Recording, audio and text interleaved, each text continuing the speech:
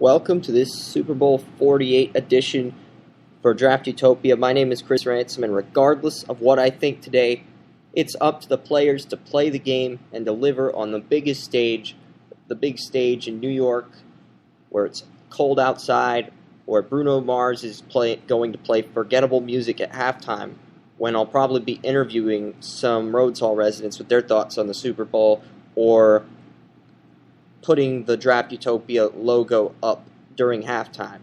And nobody's probably going to see it during halftime because everyone's going to tune into Bruno Mars. But, oh well. It's like, whatever. We can put the logo up tomorrow again, and we'll see what happens. But that Draft Utopia logo thing is a completely different topic. We made this video to talk about the Super Bowl 48 prediction. Seahawks, Broncos, Pete Carroll, John Elway. John Fox lost Super Bowl 38, which is why he's under the radar. It's going to come down to who hoists the Lombardi Trophy first, because if the Seahawks win, Pete Carroll's going to run onto the field like a little kid at Christmas, and he's going to hoist the Lombardi Trophy. And if Denver wins, then Elway's going to have that moment again where he lifts the trophy first. Like, he lifted the Lamar Hunt trophy before Peyton Manning was like, yeah. And he's going to do the same thing if Denver wins again. And he's going to rob Manning of that opportunity to be the first one to lift the second trophy. And that would suck, personally. So, there are 5 reasons why each team can win. So, let's dive into this. The Seattle Seahawks, biggest reason why they will win is because they have Marshawn Lynch. Denver has a weakness up front. 3 defensive tackles are injured. And you also have to consider that Paris Lennon is a joke at middle linebacker. Don't forget that Von Miller and Wesley Woodard are both out with injuries. And the only promising linebacker on Denver's front 7 is Danny Trevathan playing the weak side. And Trevathan struggled early in the year. Like, in his first game, he had the fumble against the Ravens, and he's made so much progress, getting better and better and better since that point. And he might have to move to the strong side, or you can keep him at the weak side. But Wesley Woodard's either going to have to move to the Mike position in the middle, or you're going to have to get a Mike linebacker in the draft. And I think moving Woodard to the middle, considering his age, is probably a smart choice. But Denver's safeties are more focused on run stuffing and pass coverage. Iheanacho is pretty good, but Mike Davis is an absolute abomination at free safety. And I think Marshawn Lynch is going to have a pretty easy time running through this defense. If Denver's run defense shows up and they force Russell Wilson to pass, and the secondary does their job, then Peyton Manning will win this game. But I really think Marshawn Lynch is going to have a good game. He's going to have at least 70 rushing yards. And if he gets to 100, Seattle's going to win. Next key factor, better overall secondary. Both teams are going to rely on their secondaries to win this game. That's a fact because I think the secondaries for each team hold a slight advantage over the receivers at this point. Seattle is the 3 best players on the secondary in this contest, with Richard Sherman at corner, Cam Chancellor at strong safety, Earl Thomas at free safety. Don't forget that Cam Chancellor adjusted from strong safety to the boundary corner role because he can move to free safety. Earl Thomas can switch up to strong safety. You can mix up the coverages with both of these safeties because both have the variety. But Earl Thomas is more of a pure, natural free safety. And Cam Chancellor, he played that number 2 cornerback role against Kaepernick, and he got that interception in the 4th quarter before Kaepernick threw his second pick when Richard Sherman tipped the ball. So you look at Chancellor, Earl Thomas, Richard Sherman. These guys can cover. They can ball. They can generate turnovers. They can rush the quarterback. They can stop the run. These guys know how to play secondary game. They're a defensive back's 3 best friends that anyone can ever have. So a defensive backs coach loves these guys. Russell Wilson's dual threat ability is the 3rd reason why Seattle could win. You need to keep Russell Wilson in the pocket. And Denver is stronger at rushing the quarterback than they are at stopping the run. And they don't have the linebackers with Von Miller and Woodard out, so that could work in Seattle's favor. Realistically, that's going to work in the Seahawks' favor. better pass blocking. Russell Okung and Breno Giacomi have both been spectacular this season. Carpenter at left guard and Max Unger at center both have to play at a high level. And with injuries at defensive tackle and outside linebacker, Denver has to rely on defensive ends to get sacks on Russell Wilson. And with this healthy offensive line, I just think Carpenter and Unger are going to come through in this game because you're going up against a lack of depth at defensive tackle, and I think that's going to allow Seattle to display a lot of balance, have a long drive, and I think the team that wins the coin toss will defer regardless of who wins the coin toss. So if Seattle gets the ball first and they build a lot of momentum, they have a 6-minute drive, and it results in a touchdown, they're going to win the game. That's all there is to it because they got the momentum. And I know it sounds stupid because, the team that doesn't score first, that doesn't matter. Well, it kind of does depending on what they do with the first drive. If they get a field goal and they take like 5 minutes or 4 minutes, then it doesn't matter. But if they take 6 or 7 minutes off the clock and they get the touchdown, then that matters. That makes a difference in the game. It's how you manage the time of possession. And the fifth reason why I think Seattle will win is the depth on the front seven.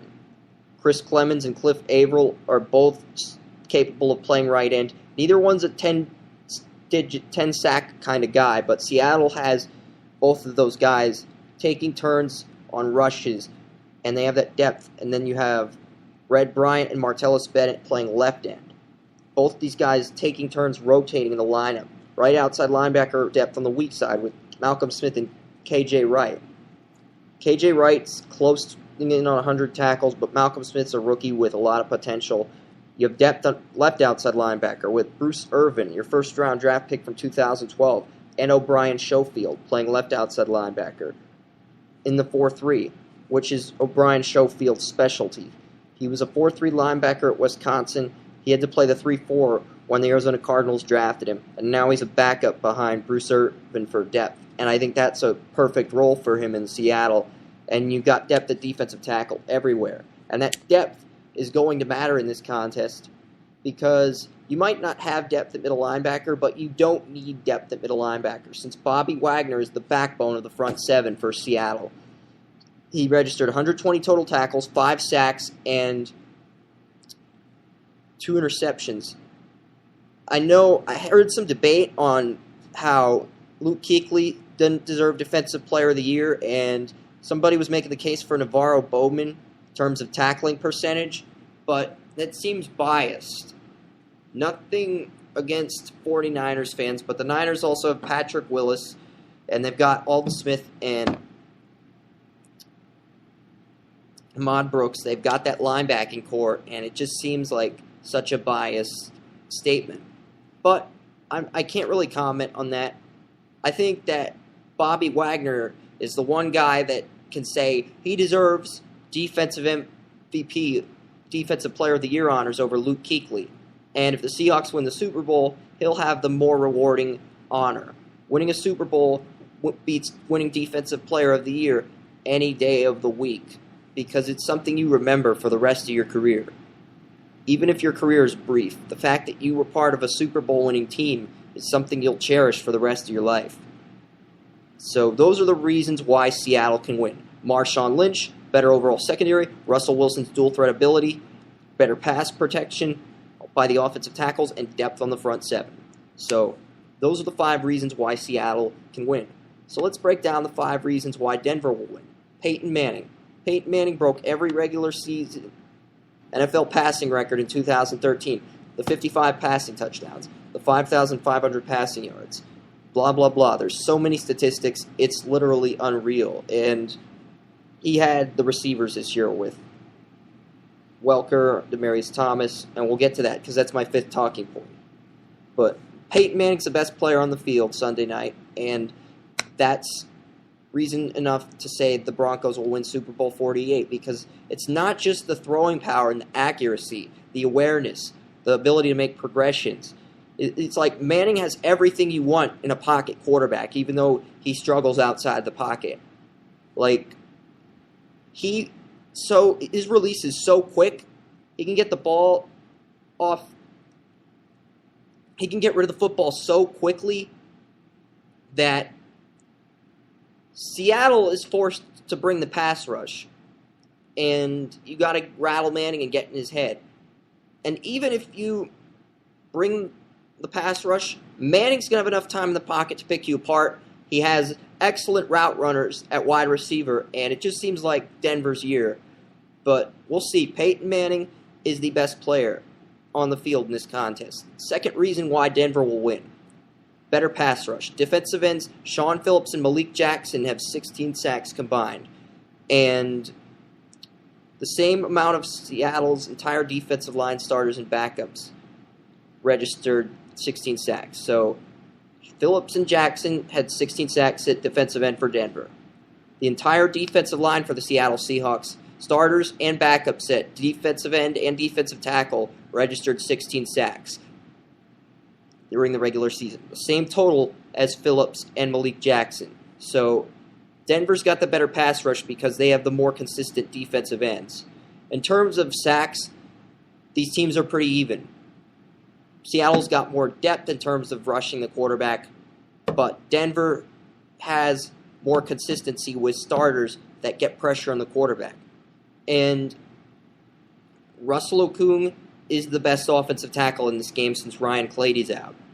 And if Seattle uses their depth to get pressure on Manning, they rotate guys in and out of the lineup, then they're going to win the game. It's all about what happens in the trenches. And Seattle's got those guys that have depth, but they're more focused on stuffing the run than stopping the pass because they don't really have an individual that registers 10 sacks. It's a collective team effort by the starters and backups on the defensive line where everybody combined for 16 total sacks, same number as Denver. Maybe that depth does make the difference tonight. Maybe Seattle comes together as a team, and maybe not having Ryan Clady, any defensive tackles, or any outside linebackers works against the Denver Broncos. But I'm going to be objective and make my case for the Denver Broncos. Point number 3, run blocking offensive line. Like Denver's offensive line has a tendency to be very effective when run blocking. The injury of Ryan Clady sort of forced Denver to think, okay, we're going to let Peyton Manning do his own thing, have his quick releases, and if he throws a few interceptions, fine. But we're going to focus on pass protecting when Manning's dropping back in the pocket. Then we're going to shift gears to run blocking because Peyton Manning's presence is so infectious. The Omaha thing is fun. So you've got Zane Beadles at left guard, J.D. Walton at center, and Luis Vazquez at right guard, who you brought to Denver under free agency from the San Diego Chargers. So this was one of the best offensive linemen on the Chargers at right guard on the brink of becoming an elite starting right guard, and you bring him in to bolster the interior of the offensive line. And Manny Ramirez is starting over J.D. Walton. But I don't think that's going to make much of a difference, even though even though Seattle has a potent run-stuffing unit. They've got defensive tackles that can register 40 or 50 tackles, which is outstanding because defensive tackles are not guys like linebackers that can get 100 sacks a season. There's some defensive tackles starting in the league that only get 19 or 20 tackles, and that's unacceptable. But the fact that Seattle has defensive tackles that can get 40 or 50 tackles per season, that means they're doing something right when it comes to stopping the run and preventing offenses from getting past the line of scrimmage. And getting past the line of scrimmage matters because if you don't move the chains, you don't win the game. That's simple. The fourth reason why Denver could win is healthy secondary. New England had a ton of injuries. The only healthy player at wide receiver was Julian Edelman. And Chris Harris was injured. I don't think Chris Harris's injury is that big of a deal. Dominique Rodgers-Cromartie is healthy, Champ Bailey is healthy, and Quentin Jammer is healthy. Are these guys old-timers? Yes. But they are old-timers motivated to win a Super Bowl. They are old-timers that are completely healthy right now. They are old-timers that are playing the best football of their career, heading in the playoffs and maintaining that momentum. You kept the San Diego Chargers scoreless for 3 quarters. You limited the New England Patriots to 0 third down conversions in the first half. this is the best secondary in the playoffs in terms of AFC teams. And Seattle has more overall talent on the secondary, but Denver has a healthy secondary as well, and Percy Harvin and Doug Baldwin are playing injured. And both of those guys are going to have to play well in the biggest games of their careers, and I don't know if they're up to the challenge. I know these guys are aging in terms of Rogers, Cromartie, Jammer, Bailey, but these are guys that have shown they can be that number one field cornerback, and you're going to be rotating them, having one guy play the boundary, one guy play the nickel. You can mix things up. You have luxury and stuff.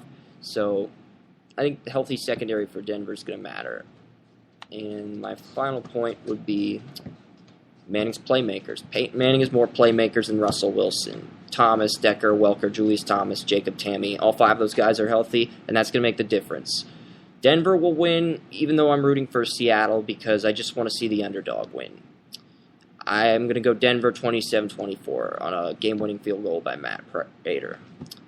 So that's what I think of the Super Bowl, but I can't wait for the game tonight in Rhodes on the second floor, because instead of talking during the game, you just watch the game, make some observations, and you can ask others about the game, and if they don't respond, that's their choice, period. But there's going to be food down there. It's going to be fun. Well, thanks for listening to this edition of Spreaker. Broncos are likely to win, assuming everything I mentioned in this video occurs, and if they don't, whatever. So, go Seahawks. How do I stop?